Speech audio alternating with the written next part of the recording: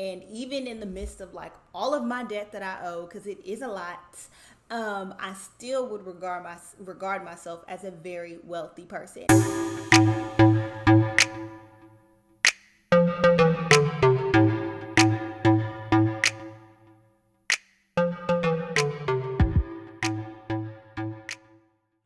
What's going on, YouTube? It's Financial Finesser. I ain't been on here in a cool minute, so I thought I would get on here and just talk about something I've really been thinking about. The 3 ways that I've discovered my value, my personal value.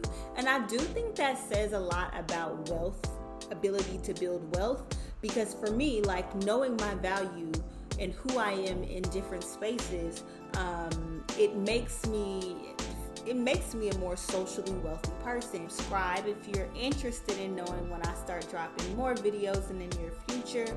Comment, like, of course. Share the video with your friends if it's interesting to you. But without further ado, let's just get into this content for today. So, I wanted to come to you all to talk about 3 ways that I started to value myself more. And this is really something that really connects to my idea of what wealth is. So I'll go ahead and share a little bit about that first. So y'all know I'm trying to get out of debt. Like, y'all know I've been slaying this debt, saving up, and just really doing whatever needs to be done so that I can make sure that I'm building my financial wealth. But in being on this journey and being locked down in LA during COVID, it really got me thinking about other ways that wealth exists for me. So for me, wealth is well-being. Wealth is social wealth. Wealth is physical health. Wealth is spiritual health. And wealth is financial health. So I've really been learning like the importance of having all of these aspects of wealth to really, really define what wealth is for me. And in doing that, I really started to focus on valuing myself more. It makes me a more financially wealthy person, and it makes me a more spiritually wealthy person. And so I thought I'd just share. So these 3 things I did really allowed me to be more self-aware of my value. And so the first thing is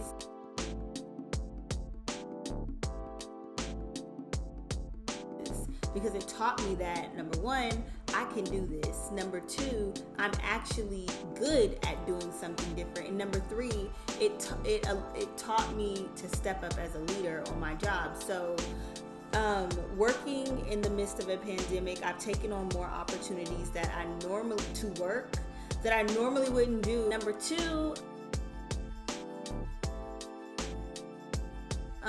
being on quarantine in LA, like, I know some other states were open well before us and we still ain't really open, but I had a lot of alone time. So just think about this, like, just being alone in quarantine, and in that, yeah, I still communicate with my friends, but I had a lot of downtime. And in that downtime, I spent a lot of that downtime, ooh, that's important, just kind of journaling out my thoughts. And like, I've almost finished this entire notebook. I only got like a few more pages and it's done.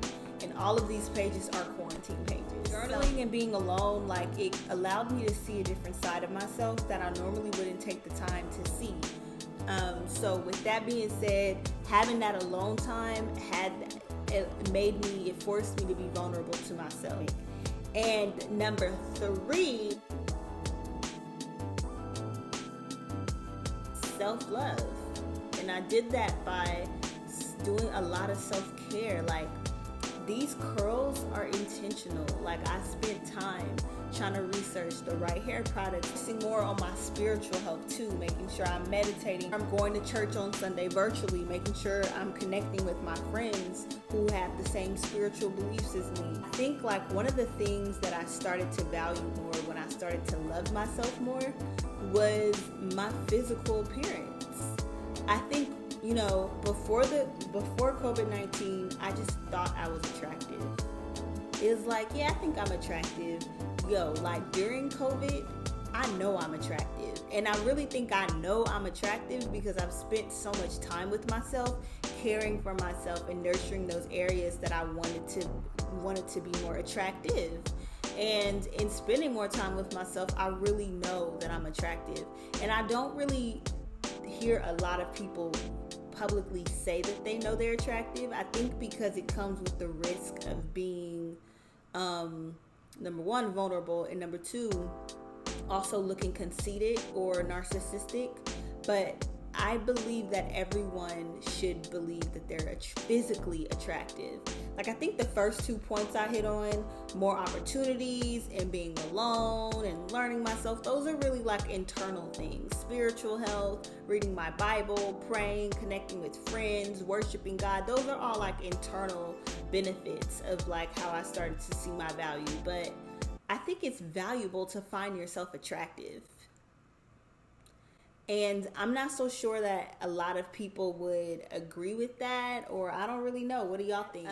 When it comes to like wealth, just to kind of sum everything up, I do believe that wealth is more than financial gain. And because I walk in that, I know my value in every space, and that makes me a wealthy person because I know who I am and I know what I contribute. So that's kind of what I was just sharing with you guys today. I want to know what you guys think in terms of like your value and how you define wealth, because some people would say it's only financial, other people would say finances don't matter at all. It's all about the social. But for me, I think my spiritual health, my financial health, and my social health, like who I do life with, those things do make me a wealthy person. Finesse your finances, not your debt.